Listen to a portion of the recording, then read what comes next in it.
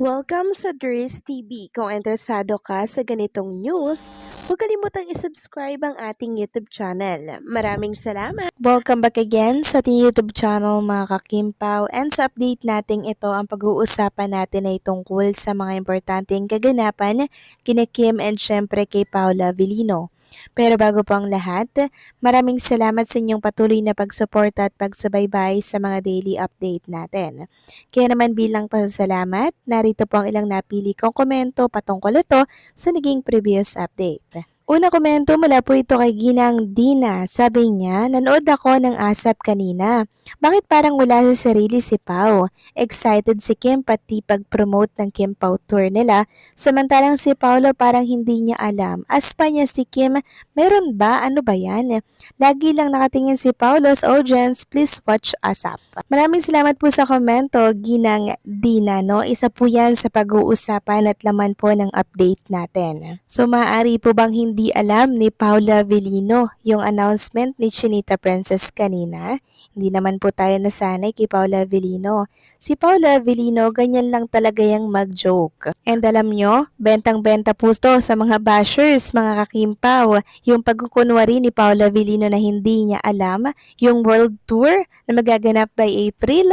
Nako, binatikos na naman po si Kim and Paula Avellino dito, or si Paolo Avellino, mga kakimpaw, na parang wala daw kaalam-alam si Paolo sa mga announcement ni Chinita Princess. Actually, paandar lang yan ni Paolo at hindi po natin yan dapat bigyan ng pansin kasi alam naman natin mga kakimpaw na si Paolo mapaglaro yan. Diba? Maaari bang hindi alam ni Paolo Avellino yung world tour na yun mga kakimpaw? Bago yun malaman natin for sure, nag-meeting na yan sila para sa announcement na yan sa ASAP. And makailang ulit ko po yun mga kakimpaw na pinanood kanina, and obvious naman na nag-joke lang si Paolo. So maraming salamat sa komento, Ginang Dina. God bless and mabuhay kayo. Next comment naman mula po kay Ginang Norma Dayag. Sabi niya, Dries TV cheerleaders, di na kami magbabago. Married na sila at yung waiting na lang natin yung wedding of the church nila. At yung supling nila in the future. God bless Kim Pao and all their works. To all bashers, wait for the right time that your idol will also be in the right track na ikakasal na rin sa tamang lalaki para sa kanya. Make lose not war, mga bashers ng Kim Pao. So maraming salamat sa komento, Ginang Norma Dayag.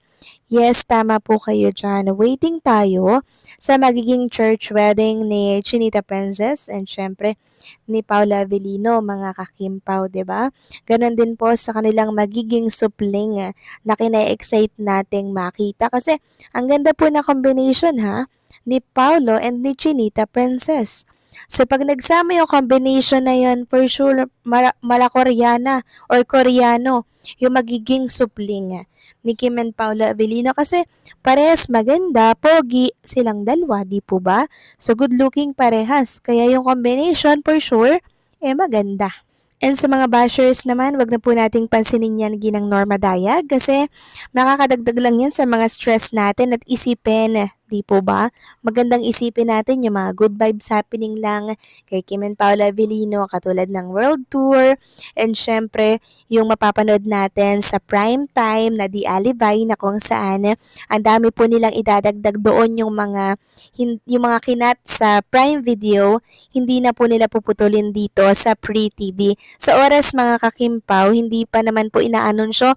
Basta wait na lang natin kung kailan po mga kakimpaw. Basta prime time ito mga kakimpaw. So siguro panggabi mga alas 9, ganyan, alas 8.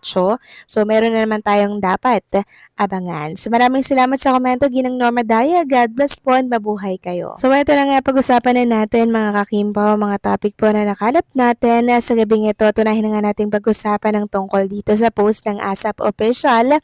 Ito po yung production number ni Kim and Paula Avellino na kung saan duet nga po sila dito. So sabi dito sa ASAP Official post, grabe ang kilig. Hashtag Kim Pao just set the ASAP stage on fire with a performance that made heart skip a beat. Grabe yun mga Kim Pao. Tapos meron itong reaction na 16.5k. 621 na comment at 1K po yung share or nag-repost nito.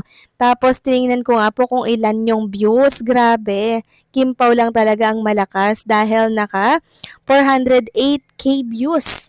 Halos malapit na sa 500,000 mga kakimpaw. So ganyan ba yung malalaos ngayong 2026? Grabe din talaga yung mga bashers kung makapag-predict, no?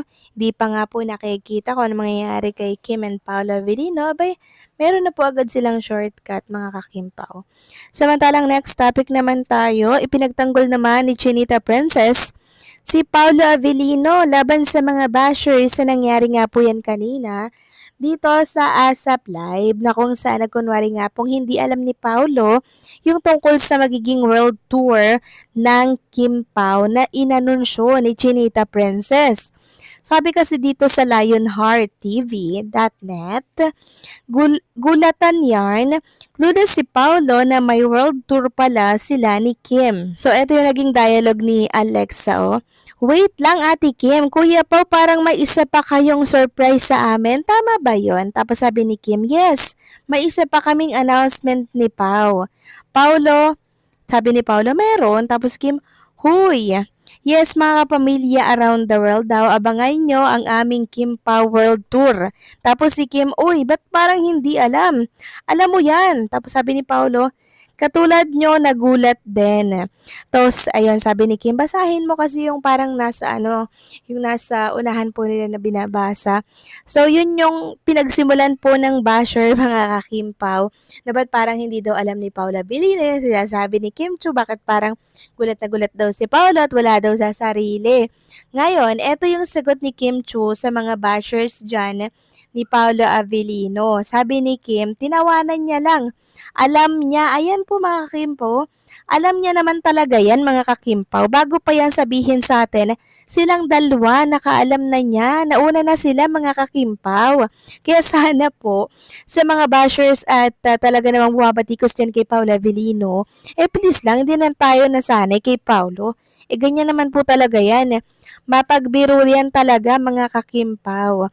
Sabi nga dito ng mga nag-comment, iba kasi mag-joke ang nonchalant pero ganyan po talaga mag-joke. Sabi pa ng isa, halata naman kasi na sinadya lang ni Pao na kunwari, nagulat siya. So ayan, ipeplex ko na lang din yung ibang comments sa inyo. Grabe din yung mga bashers, no? Akala talaga nila seryoso si Paula Avellino na hindi alam yung inaanunsyo ni Chinita Princess. Grabe din.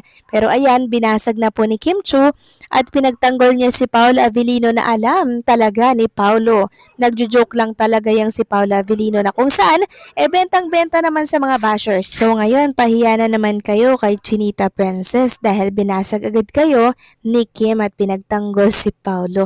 So anong masasabi ninyo dito mga kakimpaw? Please comment down below and syempre, don't forget to like, share, comment, and subscribe.